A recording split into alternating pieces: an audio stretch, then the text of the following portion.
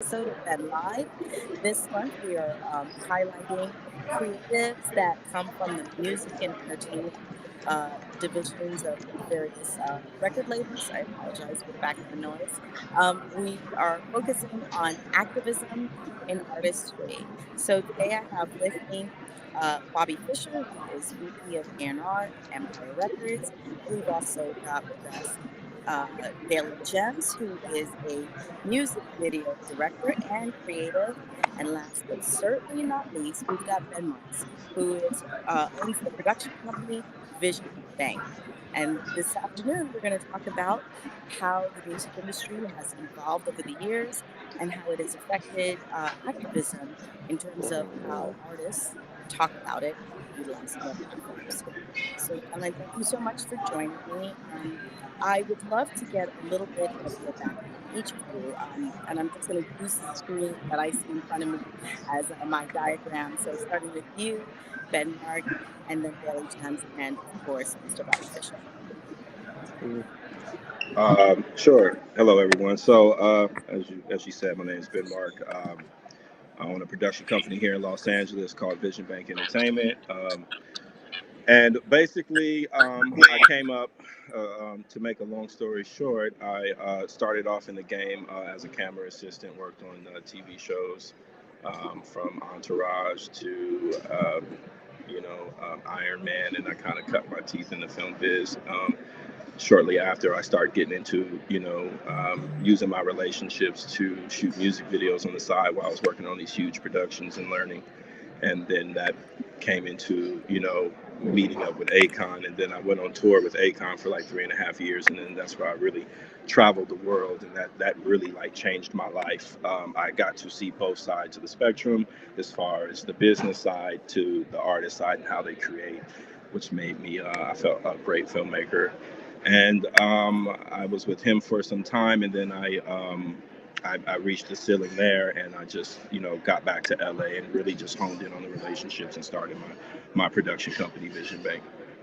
So that's in short what it is. Mm. All right. What's up, everybody? My name is Shaquille Francis.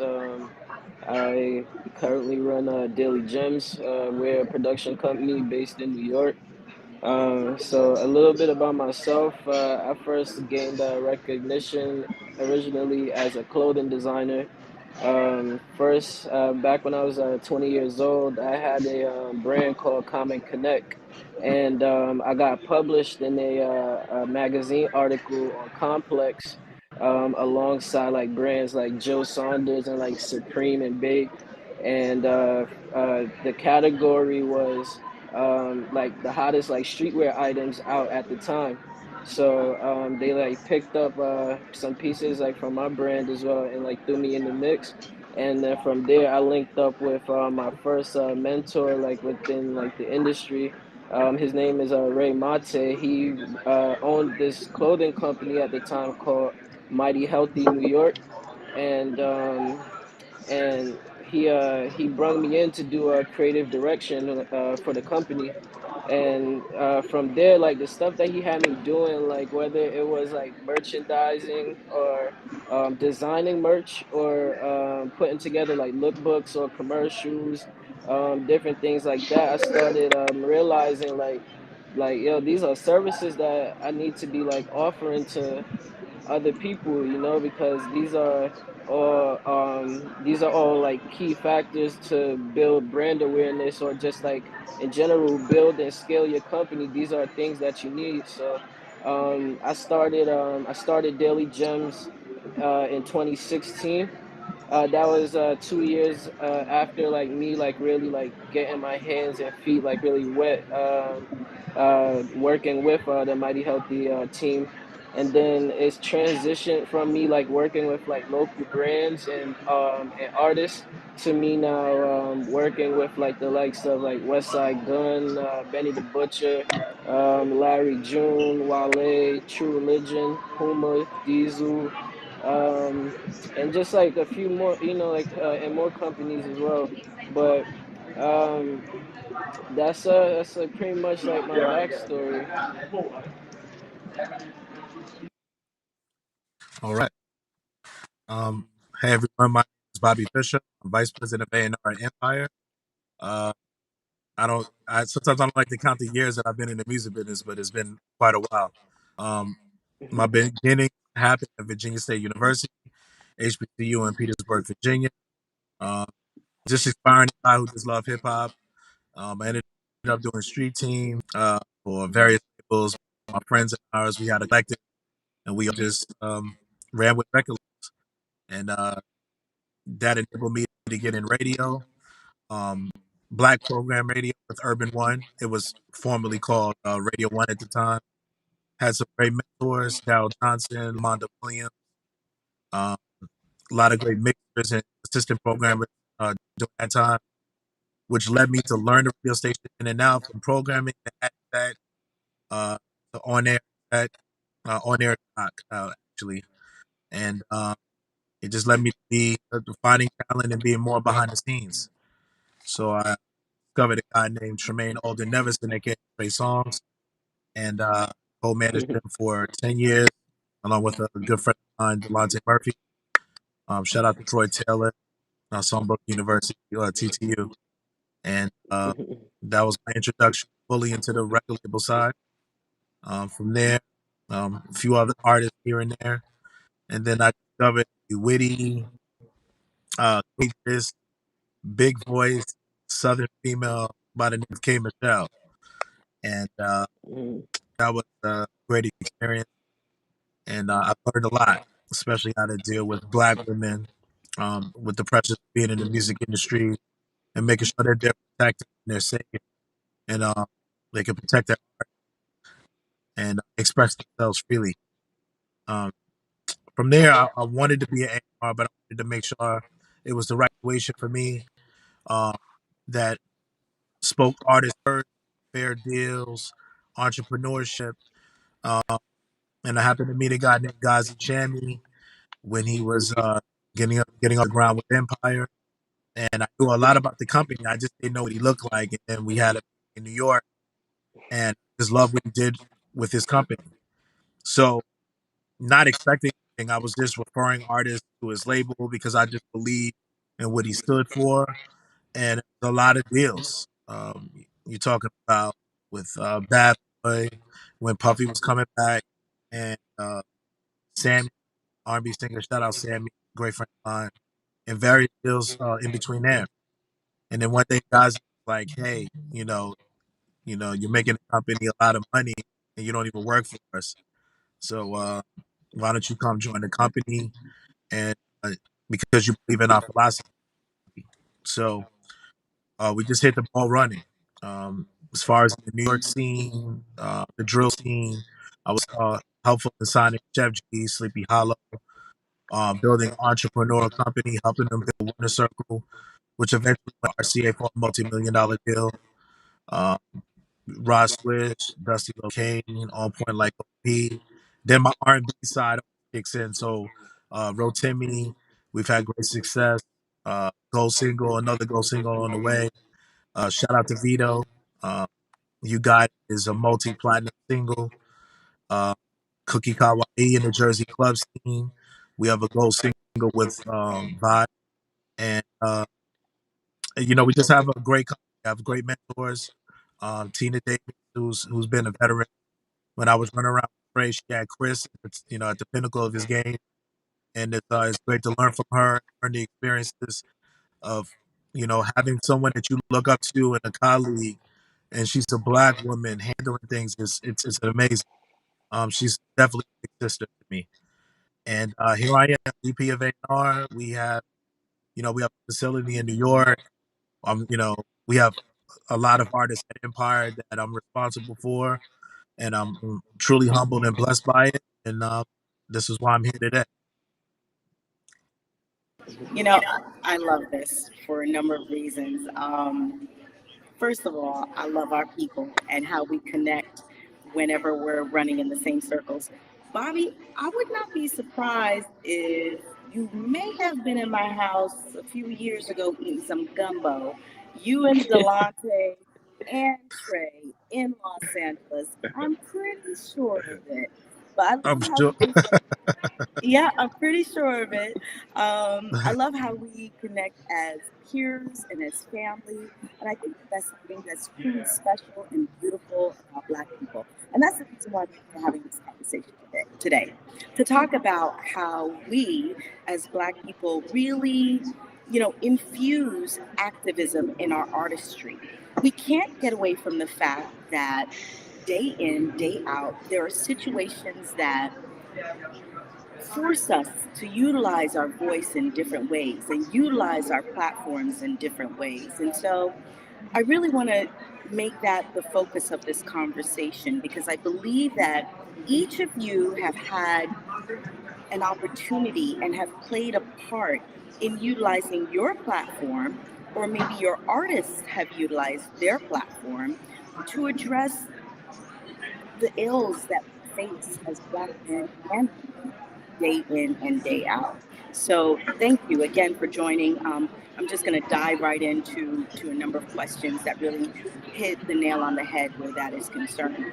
Um, for Ben and for Daily Gems, I really would like to get an idea from you all about the kind of stories that you tell through your videos. Now, obviously, I understand that some of this relates to the lyrics that the artist presents, but I do also know that you infuse your own vision into this. So, share with me some of the stories that you've told through music video that have been very important to you. Um, hey, so for me, just like working with artists in general, like the biggest thing that I believe I figured out is how important it is to capture culture, since capture the culture and just like the essence of like where the artist is from and just like showcasing their backgrounds. And it's like since then it's like became like a main focus of my storytelling. As I look back on like some of like my favorite like old school videos, they all have storylines. Nowadays, a lot of them, I understand that like people's attention spans are like aren't as long. But if the story is interesting enough, I feel like that they will watch. And building these connections with the artist is super important to atmosphere building. I'm not afraid to offer my opinion to like the artists or present them with ideas. And uh, as far as if you were to say like me, um, having a piece of work that say like embodies, I guess you could say like the Black culture. It will be working with Marc. He's super heavy with the Haiti love, you know. He's Haitian, so it's like working with him is it's like every time it's never a 1 day shoot working with Marc because he wants to make sure that you like we will shoot like the performance scenes for him 1 day, and then he gives you like a list of like locations in like Brooklyn that you really have to like know that okay you like like you gotta really be like tapped into the culture to like know like okay, all right, you gotta go to Nostrand Avenue to like go grab like certain things, or like even in like hitting the North for like some shots and stuff like that. So it's like working with like artists like him is like he just really made me understand the importance of captivating where it is that we come from, and not being afraid to showcase that, because a lot of the times like the videos nowadays is just like a lot of like flashing, but it's not a lot of like showcasing, like the backstory of the artist, I would say per se. But well, yeah, that's pretty much what I have. Shout out to Nostrand and Brooklyn because that is the place where the culture lives for sure. And Yeah. Mark, I'd love to hear your experiences as well. In terms of just really infusing, uh, stories and stories that are important to you in the music videos that you work on.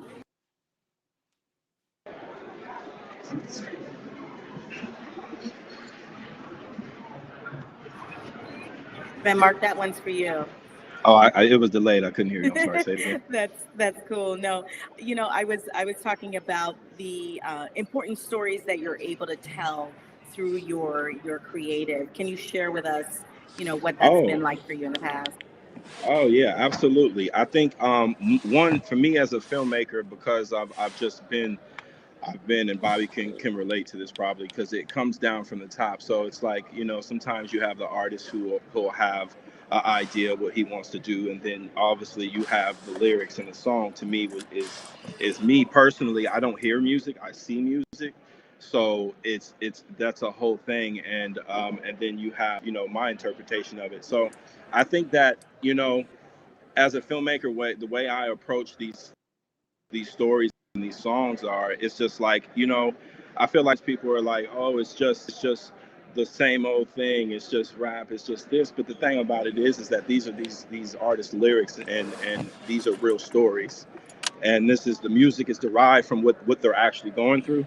So my ideology on it is that I'm gonna take this story, I'm gonna take this raunchy story, I'm gonna take this situation that happened, and I'm gonna make it look beautiful. So I don't really like change the concept. In a sense, I more so elevate. I try to elevate these stories um, to a more, I don't want to use the word tasteful, but I just elevate it to more of a relatable platform to make it look beautiful, make it look like, tell these stories, because these stories are real, these stories come from the heart. And I feel like that, me as a filmmaker, like, I like to cut through and build my relationship with artists, because I just feel that everyone wants you to write a treatment and do all this stuff. Well, in my mind, the treatment's already done, it's in the music. So it's just like, hey, do you want to tell this story? Want to build a concept? So I would say one of my most favorite ones that I just recently did was from a young artist coming up out of oh my God, I want to say Fort Lauderdale. His name is Bobby Fiscale. He signed to Rock Nation, and he had a music video called Role Models. And basically, it was just a song that touched my heart. And basically, what it was it was saying that all his role models were street gangsters and hustlers. So what I did was, when I did my research, because as filmmakers, you just research. I go to sleep on the internet and I wake up on the internet, right? So as doing my research, I found out that by the age of forgive me if I don't know the facts, but because it was in the video, but from what I remember, by the time a child turns 5, there's over 100,000 fatherless children because their fathers are incarcerated. So in my concept, I did a cool storyline where he grew up, and then his father, when he was young, was arrested, and he grew up on the streets. But then I was like, and you could probably relate to this, daily gems. You get on the internet, you just ideas start going, and then I ran across a old video, and by Bone Thugs and Harmony, and I remember the scene where the guy walks through the guy. He Mm. tried to stop. You know what I'm saying? I'm talking about. He tried to stop It's him, and you got to see it. But that's not anyway, a Crossroads video. yeah, the crossroads. So basically, this story I created, and I wanted to leave it with a message, and show him trying to save his child. So basically, he was imprisoned, and then he appeared in his mind during the moments when his kid was going to make a wrong decision, and he tried to stop him, and he walked by him, he walked straight through him, he was not present. And that was kind of like my visible representation of that story. And then it concluded with the irony of his son being next to him in a jail cell because he wasn't there to father his child, he let the streets father his child. So um, I think it's very important to give messages, and whenever you can, you know what I mean. I do that as a filmmaker. Hmm. That's something that's super important to me as well. Hmm. Outside, or I should say, aside from the job that I do at Ben, I run an organization focused on the preservation and the ability for young black boys and black men to thrive, called Moms of Black Boys United. So, talking about prison reform is something that we do frequently. As a matter of fact, I'm hosting another panel this weekend on reform because it affects not only our sons, but their fathers, our brothers. This is something that we have to address because we absolutely know that there is disparity, a huge disparity in the criminal justice system that affects us day in, day out. We see it all over the screens, whether it's someone being, killed like Amir Locke just a week ago, or Breonna Taylor, our sister, or, you know, um, it happens so frequently, and we're all looking for ways in which to address it, both in our work and outside of our work. And that's the reason why, I bring this to us. It's funny because I think from the perspective of music and record labels, and is Bobby still with us? I'm not sure if I still see him on the screen. No, he kind of No, no, no. disappeared a little bit. Yeah, okay. Let's talk a little bit about representation in the industry. So I come from old school music industry, believe it or not, like similar to you guys. As you heard me joking around with Bobby, I used to work at MTV umpteen years ago. I'll probably age myself, but let's say it was in the 1990s. I'm talking about it. Until the 2000s. But I've always seen that between at MTV and other companies, entertainment companies, that there seems to be a lack of us in leadership positions, right? And yes, it's gotten better over the years, but at the creative level, how often do you find yourself going into situations where, like I did for many years, I'm the only face of color in that room? And Oh how do you man. really address that? Um.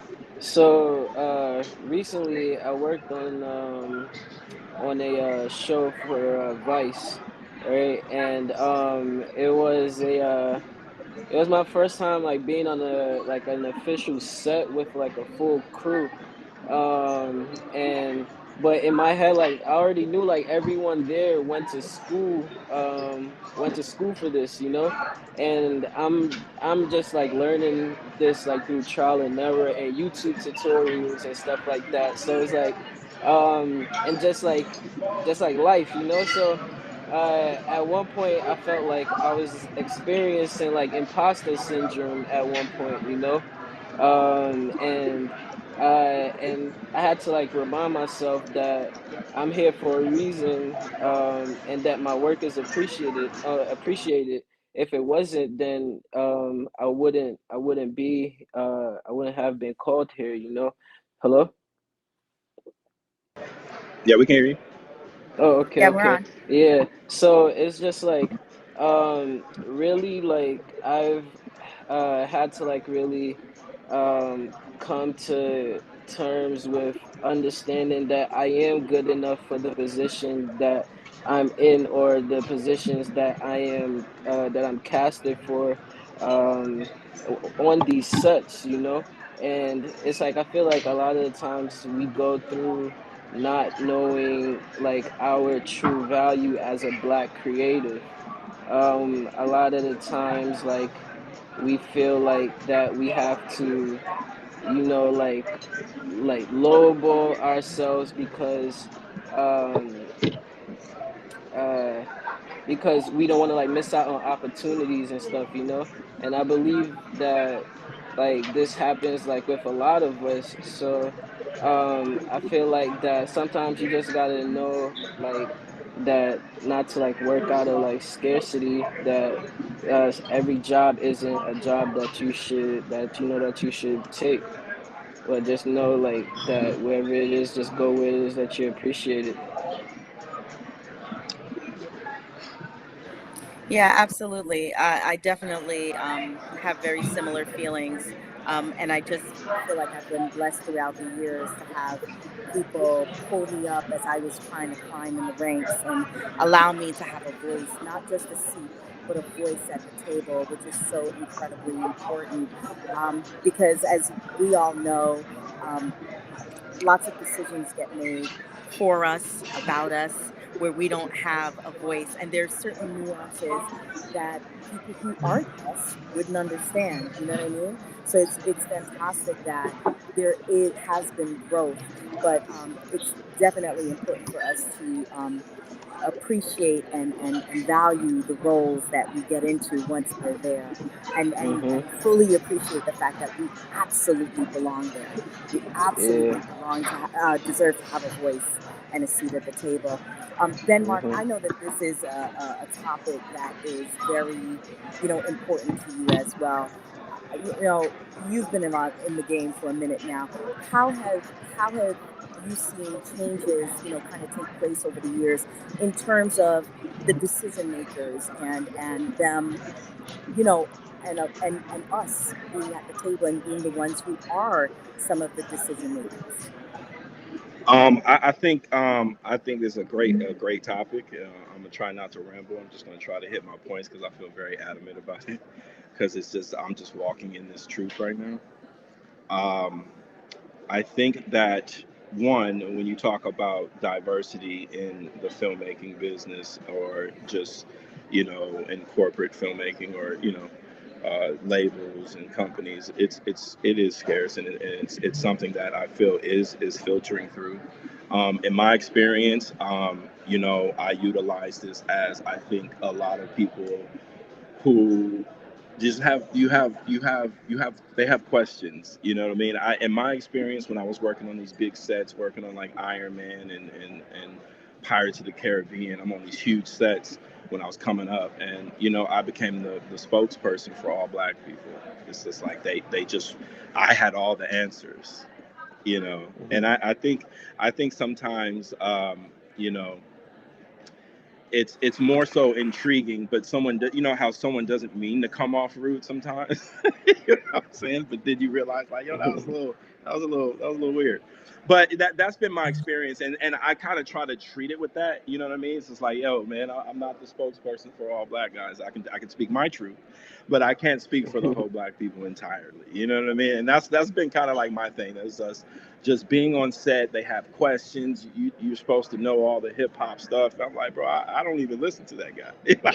So it's you know what I mean. So it's a learning curve, and that's kind of like how I thought about it. But I think that um, just my thing with just creating, I think, diversity, like my thing, I think, more importantly, is just keeping a great attitude, and showing showing everyone that may had a doubt, or may had skepticism, or may have a stereotype associated with, is proving them wrong by doing great work. You know what I'm saying? Mhm. Showing that we're well equipped, showing that we have these great ideas, and want to be heard. So I think it's been a point in mind to prove all the naysayers wrong, and be that.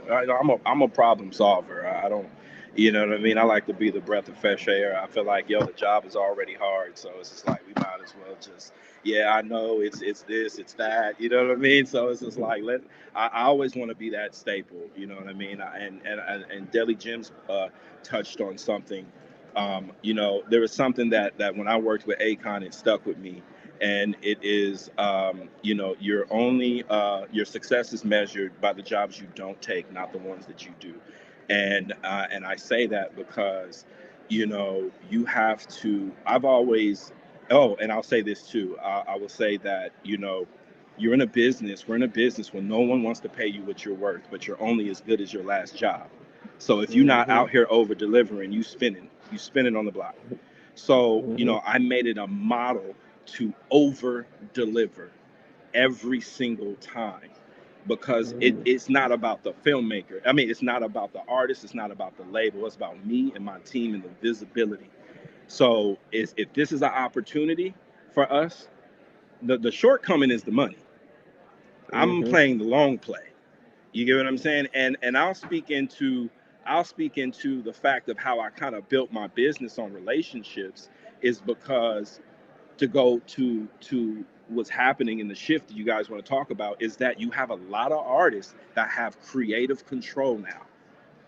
So Mhm. when the artist has creative control, it's like, well, man, I want to use Marc. So the labels is like, Mhm. well, shit. But then it's like, excuse me. But so it's like, okay, but then you get in the door with your presence, with your great, you know, ideas and execution and delivering and over delivering. They're like, you know what, man, we got a slew of artists. Can you do this for everyone else? And that's kind of like how I built my business, Mhm. with forming relationships with artists, because I was in the studios with Akon, and then that, Mhm. like that was the gem of my life, working with that man for Mhm. 3.5 years, traveling the world, Mhm. gaining relationships. True, Bobby, I think we met not too long ago on Dusty Locane. I'm So sure. Yeah, like absolutely. Yeah, just Mhm. recently, I didn't get a chance to get out there, but it's just definitely. all this thing is relationships, relationships, relationships. The Mhm. fact that you do great work is just a bonus. You get what I'm saying? If you want to talk business, it's Yep. the Yep. relationship. You're Right. So, killing me, Ben Mark. You're killing me because I feel like, first of all, as a black woman who uh, is a Jamaican, my parents have always told me oh, you have to work 3 times harder nice. than Okay. everybody else, right? Yeah, But the yeah, fact of the yeah, yeah, matter yeah, yeah, yeah. is that, it's messed up. Like, we shouldn't have to work 3 times harder. We should be able to work at our maximum capacity and be Mhm. respected for the output Absolutely, that we deliver. Part of the absolutely. problem with that is, though, is that there is already a perception about how we're about to deliver.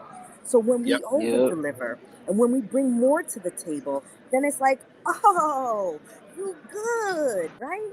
We Yep. shouldn't have to rely Mhm. on that.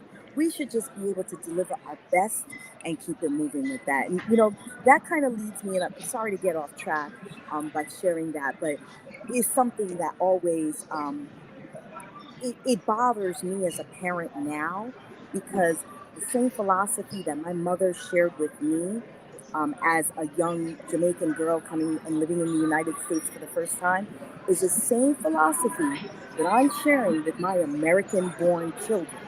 You understand? That they have Yes. to bring more Mhm. to the table all the time, every time. Yep. And I'd love to see a place where we get some equity and some balance in there. But speaking of equity and balance, one of the things that I really want to touch on a couple of years ago, and I've saved this one specifically for you, Bobby. A couple of years ago, Kanye had shared a tweet where he said, in part, I'm putting my life on the line. He said the music industry and the NBA are, modern day slave ships. He said, and I'm the new Moses, right? So some have said that this is particularly true about the way how deals are constructed at major labels, and particularly for black artists that come in. Bobby, I would love to know how Empire's approach differs from everybody else's. What kind of control do you give your artists to allow them to really speak their truth?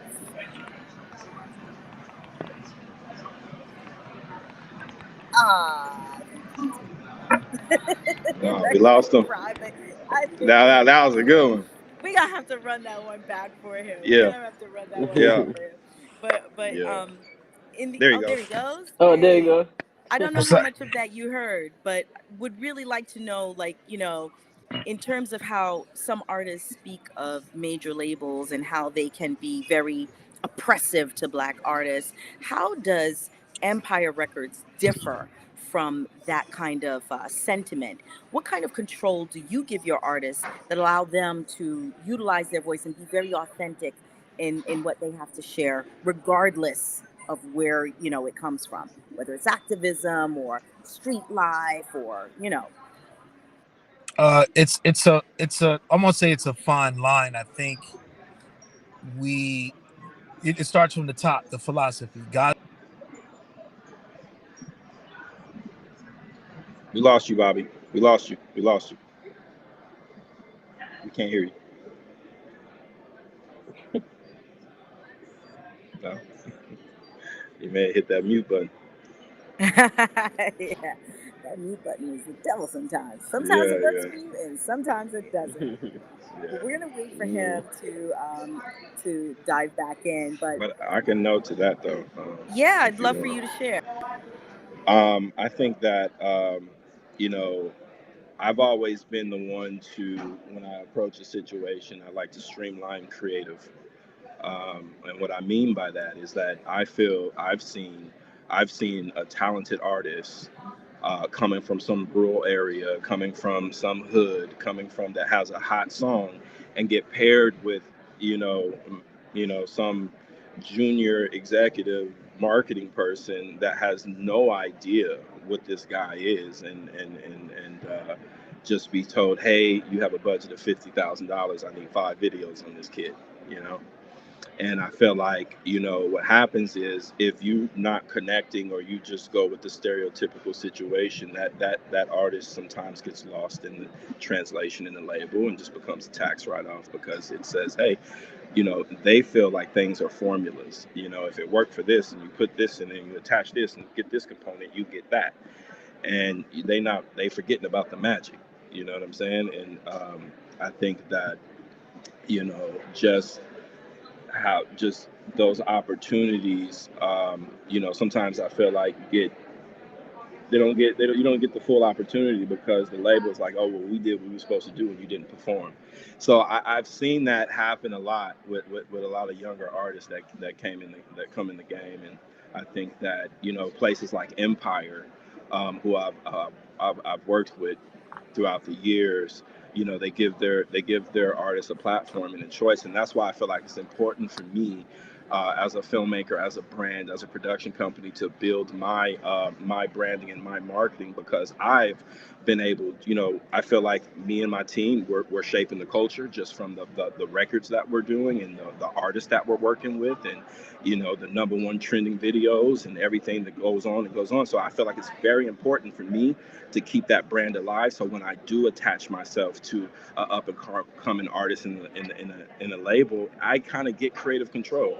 I'm able to pull more money out the situation because of my name and the brand and everything that's been associated by it, Mhm. with it, that comes with it. And that's been kind of like my truth with working with certain labels, from Interscope to all of them, Universal and Columbia, being able to kind of just move in the room and swing my weight and get the things that we need. I mean, it's a new time. It is a new time. You know what I mean? Mhm. Oh, there go Bobby. I'll let you get back on your thing. I, I was I, just I, my name. Can you guys hear me? yes. Yeah. Okay. I feel like my name precedes myself. I don't. It's one of those days. But I'm catching bits and pieces. So the philosophy of it, our philosophy at Empire comes from the top.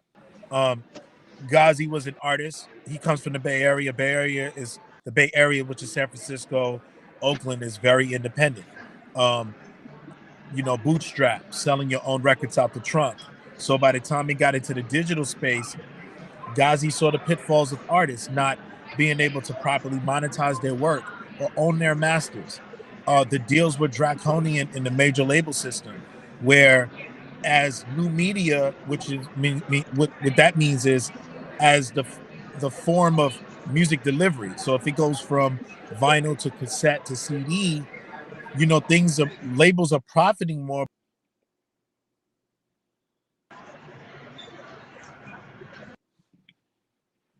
Can you hear me? Yeah. Can you hear me? Oh, Yeah. I can't hear you guys. It's so weird. Now we can hear you, Bobby. Can you hear us? No. Oh. Keep sharing. We're hearing. We can hear you. Mhm. We can hear you. And this is like so critical. I really want people to hear this because I feel like, for, for, from my personal perspective, I was extremely excited to hear about Empire Records as they were coming about.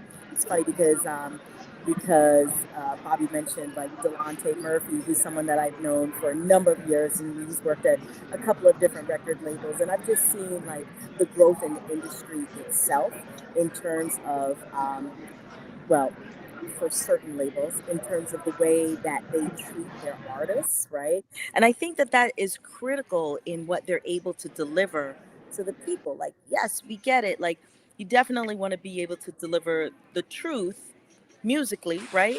But you want to make sure that on the back end, from the corporate side, that that corporation has your back, that that label has your back. And that's what I felt has come from the label that Bobby represents. I think he's also frozen now.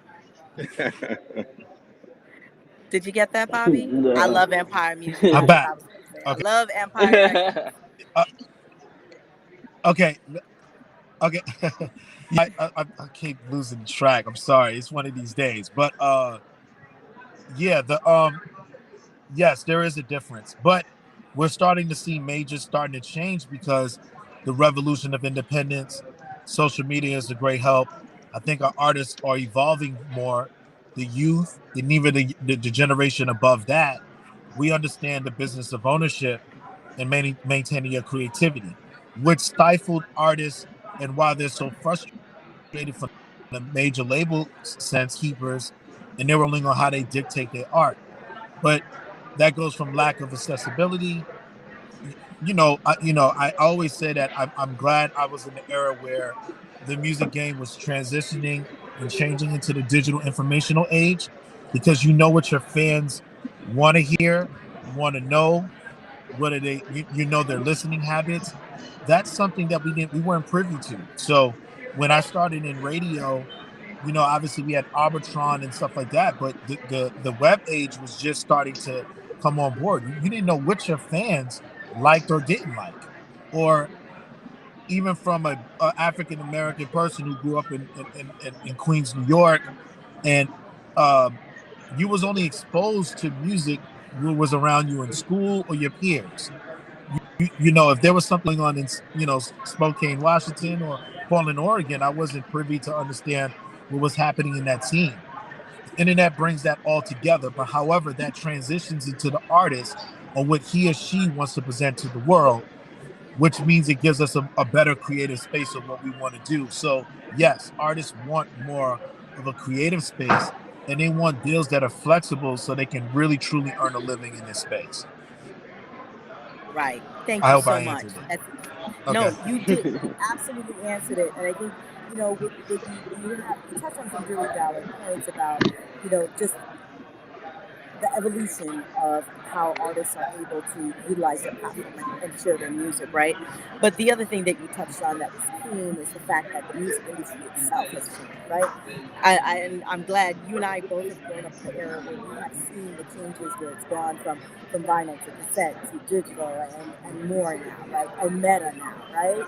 So Yes. I think along with that, as people are beginning to utilize their platform to address the things, the ills that they face and that they see day in day out, from a corporate perspective, there is has become a sense of responsibility that they too need to have a voice and they too need to address this not only outwardly but inwardly by hiring the right people, bringing the right teams in place that can make sure that there's a culture balance across the board within these labels, right? So I've seen it happen, like you know, um, hiring experts that are in the field of diversity and inclusion, like Tiffany Warren, someone that I've known for years that worked at AdColor, who's over at Sony, and she's the chief Yeah. diversity officer over there.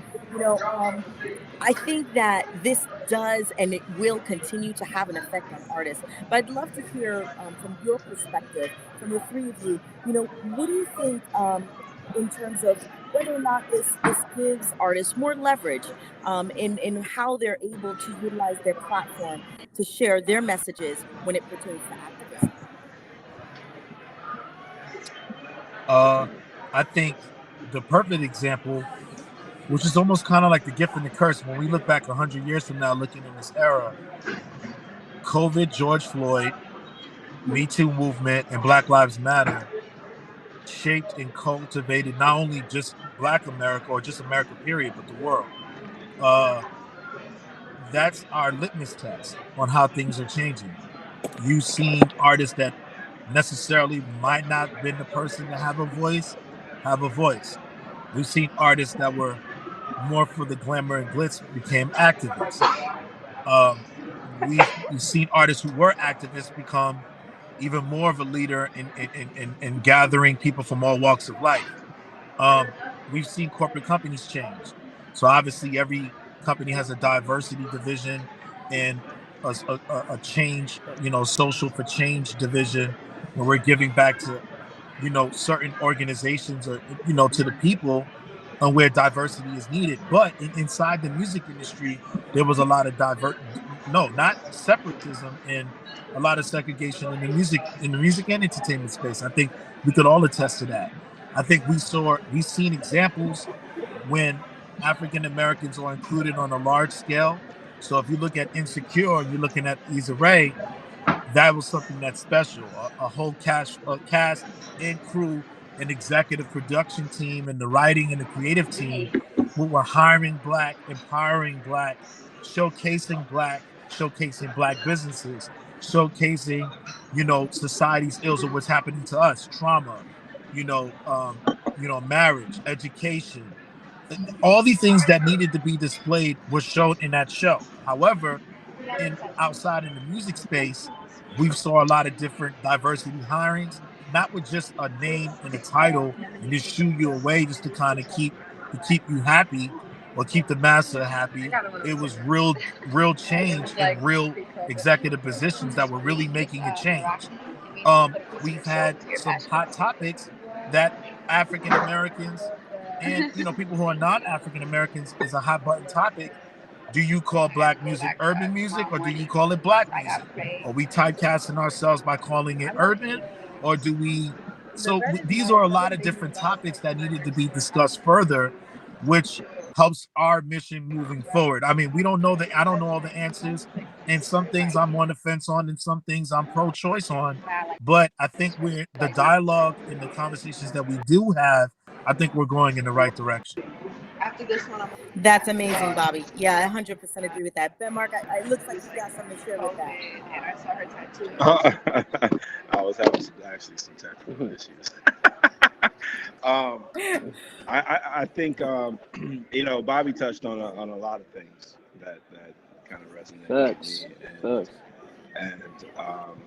I just want to give you your flowers, brother, because you've been doing your thing, and it's always hard for the one in the front, that's treading the way, and just know that you've been opening up doors for everyone. But he said one thing that stuck with me, and that was accessibility. That artists have accessibility now. I say this to my team, and I think that is just ever growing. As far as creating your own diversity. My thing is, and I say this to my team, I'm kind of going all over the place. I'm bringing it back, but I say this to my team is because if I'm dealing with something, or if we're doing something, and it's just I don't like what's, I don't feel it, it's time to level up because I'm not even supposed to be here. And I think with accessibility and everything, because I talk to my peers and I'm like, why is it that I only work with you when the label hires us? Like, it's just so I do what I do, you do what you do, this artist does what they do, and I think you guys kind of simplified that at Empire. But as a filmmaker, as a brand, as someone that's shaping the culture, it was like an epiphany for me to streamline the creative. And if I don't like what's going on, I am going to create my own ecosystem and make it the hottest shit to where they're gonna have to come to me. When you come to Right. me, it's my rules. So, and that's kind of like what I've been able to do, and it's diverse as hell. For me, I'm and I'll say this, and he's the goat. He's super goated, and I take this back to Spike Lee. Spike Lee came in a time, in an era where you had to fight, fight, fight. You had to be like this on your film project. You understand what I'm saying? It's a little different now, but it's not as hard, not like harsh. Let me use the word harsh. Now it's like, okay, you have companies that have diversity committees and everything. So now it's it's less tension, and now it's like, okay, let me find some black diverse creatives, and we can really just go and do what we need to do.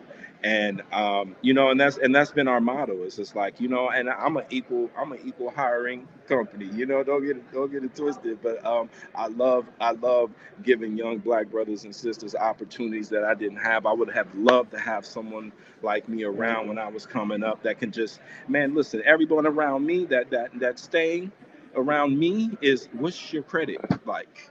I'm there with it. I'm like, we need to be able to make moves. You know what I'm saying? Like, there's been opportunities in this, and that's why I think it's very important to educate, because I'm 38 years old, and it's just like, there's a lot of things that I didn't take advantage of just because I didn't have certain situations in line. And I think, me, as far as doing my job as a creator, and using diversity as a tool to open the platform for others, is that I'm also teaching life skills. I think life skills is a very important topic that we need to focus on. It's like, because so many young brothers out here, they get these $1 million contracts and everything, and it's gone. They've never had it before. You don't know what to do with it. So, I, and point. yeah, yeah, yeah. Just to add on, yeah, that's one of, financial literacy is is something that shouldn't be just be taught when it should be 24/7, 365. It's very important.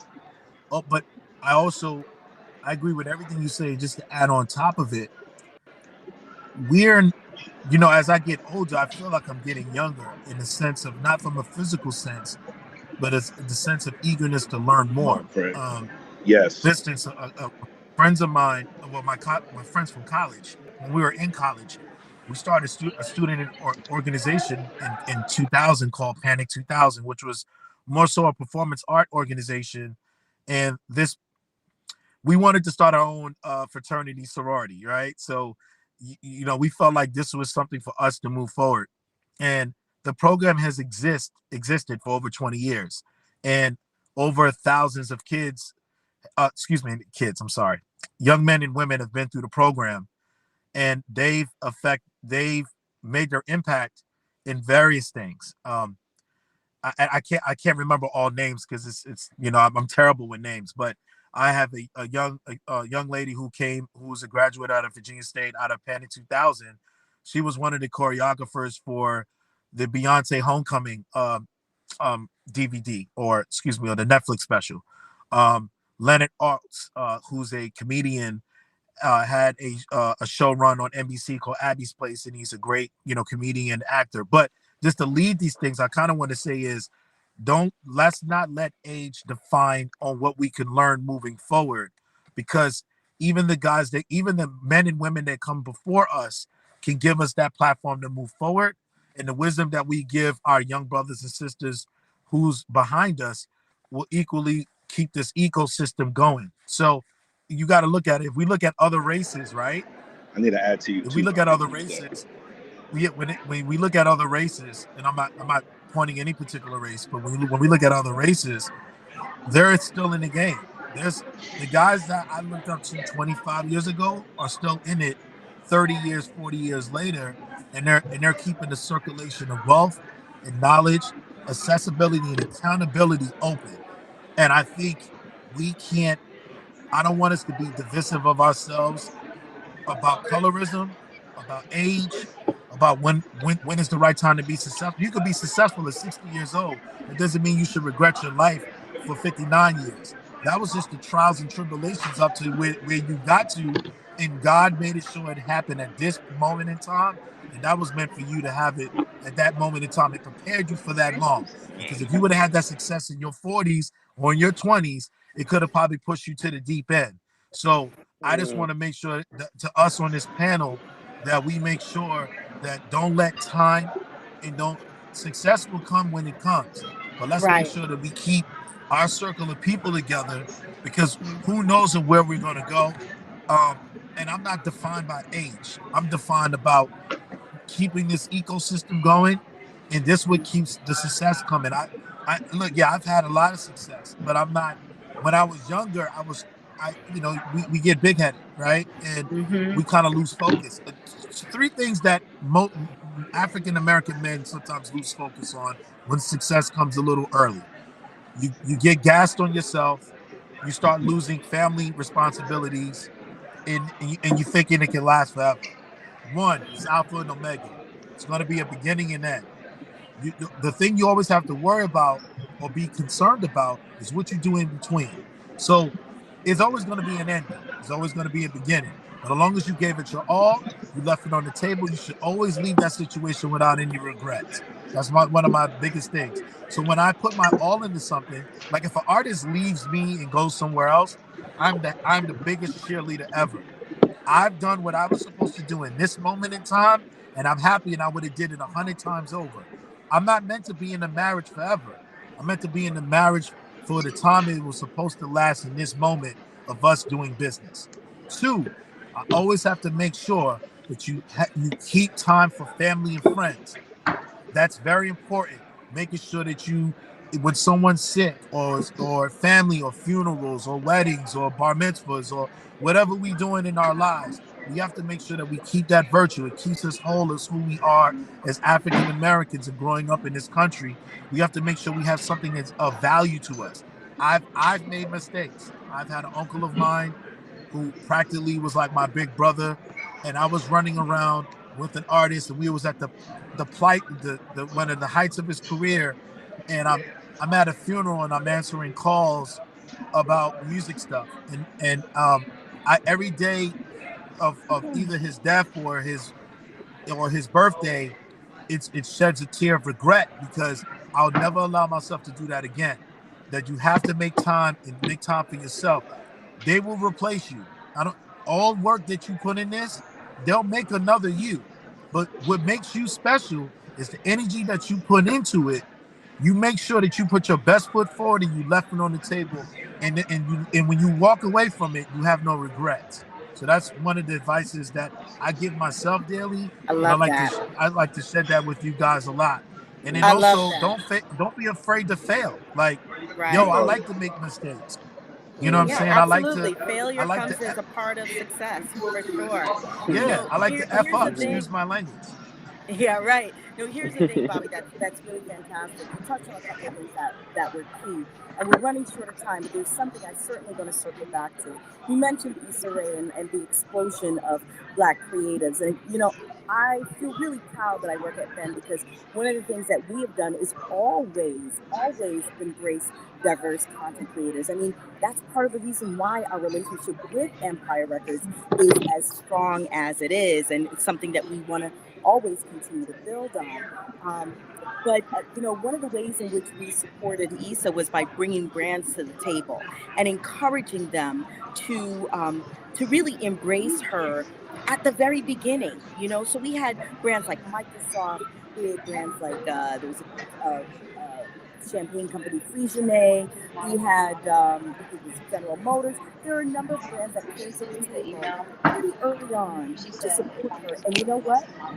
Issa has stayed and her team has stayed loyal to a lot of those brands throughout this time. So one of the things I really wanted to touch on and Daily Gem, I'd love for you to share your opinion on this, is how brands truly embrace young Black talent and how they support them and the importance of those brands supporting them, the importance of these household brands supporting emerging talent.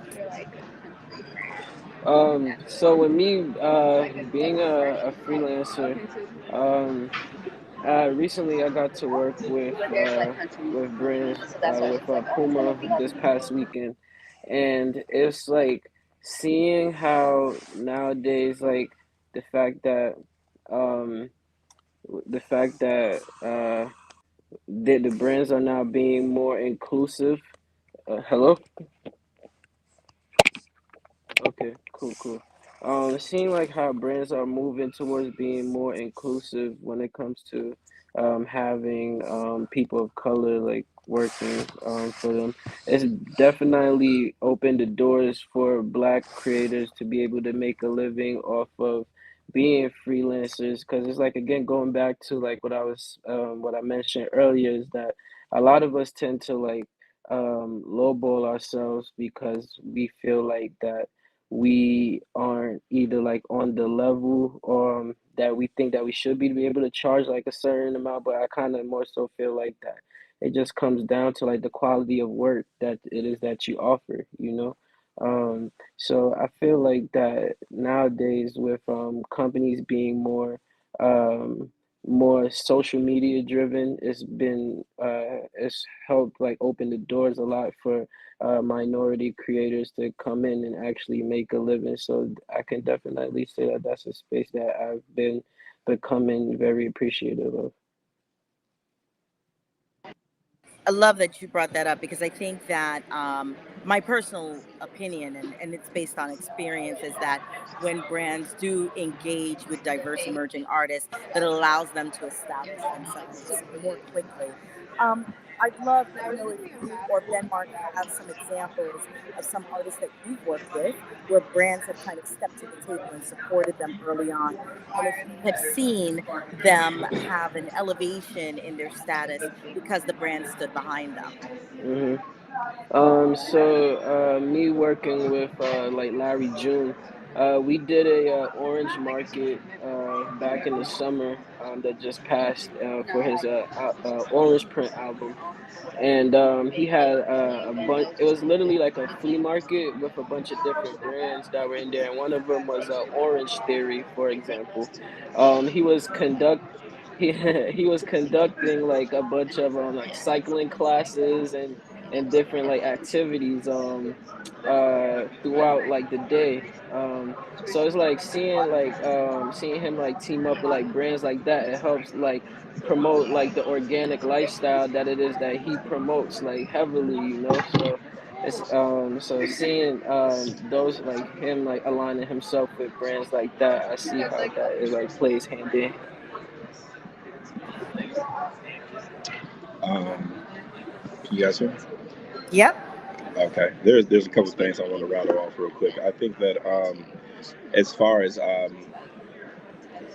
brands, sometimes I have a lot of artists that I work with that, and their music is a little vulgar, and a lot of brands are scared to touch them and stuff like that. So we've always been able to find ways to be brand appropriate or safe, and dealing with Moneybag Yo and some of the rappers. I think that we found unique ways. Like if to give an example, I shot the video Waukesha for Moneybag Yo, and it was one of those things that where we could have went left. We could have went with the whole typical, like so he's talking Mhm. about lean and all the stuff, and we Mhm. kind of took a different interpretation on it because as I strategize as a filmmaker, to me it's my duty to make the artist more presentable, to go for an array of genres,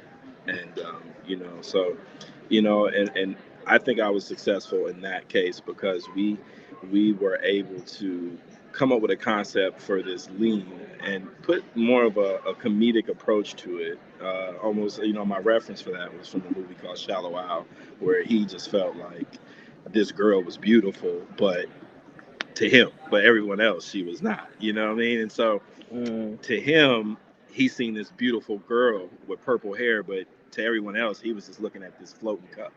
So that's kind of like how we did it. And I felt like, no, we didn't have a whole bunch of brands associated with that project, but I think in light of the song, I felt like it was just brand appropriate. Like it was more so, wow, I've never seen Moneybag Yo in this light, like this comedic light. He looks, it was more so like a safe haven. It's just like, man, he might be marketable. He might be.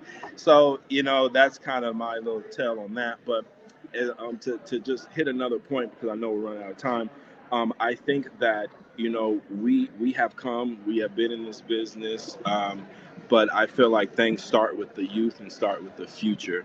And something, and if you want to implement change, I mean, we're going to fight what we do and we're going to do it every day, right?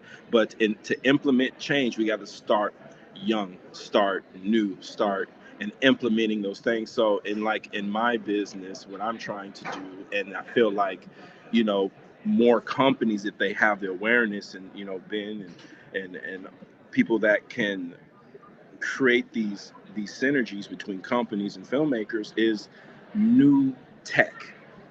One thing that I'm into and I feel like we can control is um, this a I'm call it we're being immersive compatible and getting into these new AR augmented reality as a filmmakers, and implementing some of that in my business. And I feel like if we could diversify that early on, we'll win. What I mean by that is, like, it's all knowledge, right? So it's like we have to start with something that we know is going to be here and is going to be a staple in the industry, and start employing our powers there. Getting the companies to see that this young black filmmaker is onto this new tech, and let's get him set up. Let's help him out. Let's see what he can do for the company. And I think that's like the exciting thing that I'm excited about, is creating, like I said, a new ecosystem and new technology and new ventures in the business. I feel like that's how we diversify. I love that. I love that. So, with that, I think we're probably going to close this out, but I want to take a moment to thank each of you, even though Bobby's not with us. I know he probably got cut off, but I want to thank you all for the impact that you have had with the work that you've done in the music industry, with music videos, and even in the film industry, because you all have been able to share your voice and amplify the voice of your artists. I always believe that a song is great, but a song with a video is even greater. And it's the Yeah, video yeah. that actually helps to amplify that song and to bring it to the masses, right? So I want to thank you both for the work that you have done in this industry, and the work that you continue to do even outside of the industry, because I know that you guys, you put your foot down and you make sure that we're heard, and you lift Yeah. while you climb, and that is Yeah. amazing. And so I Thank you. truly thank you for that. I want to ask really quickly if you have just any last words that you want to give young directors, video producers, filmmakers, that are coming up in the industry. What tip would you give them in terms of how to make sure that their voice is a part of what they share, and that they're continuing to encourage others along the way? Um, Wanna go? I feel like you go on. No, go ahead. Go ahead. Uh, um, I feel like that my last words would be, if I was watching this, I would want it, I would let the viewer know that at some point your moral ethics comes into play when it comes to projects and deciding what works for you and what jobs it is that you should take on. So I feel like that you should you should you shouldn't compromise your morals, you shouldn't go against what doesn't feel right for you. And I feel like as long as you stay true to yourself and stay true to your vision, you will always get where it is that you're trying to get to. Dope.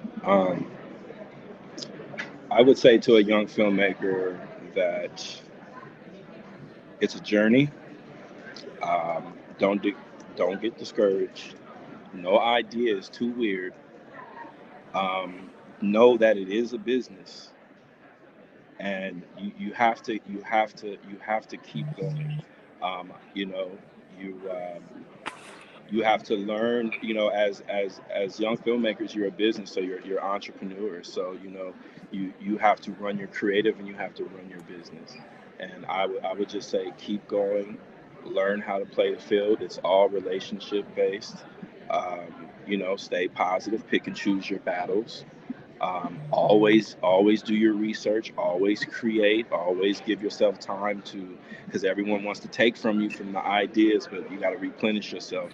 And this is something that I'm working on very profusely, because I have something that I call it how to when to, and it's something that I'm putting together, and it's how to move and when to move in this business as a filmmaker, and stay inspired. Don't let no one tell you nothing. Be user friendly. User friendly is key. You will gain allies in here. You will gain allies in some way, somehow shit just works out. I don't know. So just keep Mm-hmm. going, stay inspired, keep doing dope shit. You know what I mean? I And love that. I'm a Yeah. firm believer in that too. Thank you all so much. Man. Bobby, I can't leave. I can't leave without letting you drop some knowledge. Just give us a little gem. How do you inspire young people? Because the music industry has totally changed, the game has changed. But young people that want to work in the music industry, in the field of A&R, young black youth that want to work in that field, what gems can you share with them about how to utilize their voice in the industry, and to be impactful when it comes to speaking up for our people? Uh, I think you have to fight. Be Being inspiring A&R, fighting for our people is fighting for our culture and our music is probably one of the most hardest things to do, because when something sparks from out of our culture or subgenre or new wave happens, sometimes the corporate side tends to monopolize something and it doesn't keep it pure to its core. That's a hard thing to do. I challenge the next A&Rs to make sure that you find a balance between keeping something pure as possible, but you also still make it profitable at the same time. But don't just take advantage of something, nurture it. Make sure that it has some legs, that it can last for a long time. And I'm talking about the artists themselves.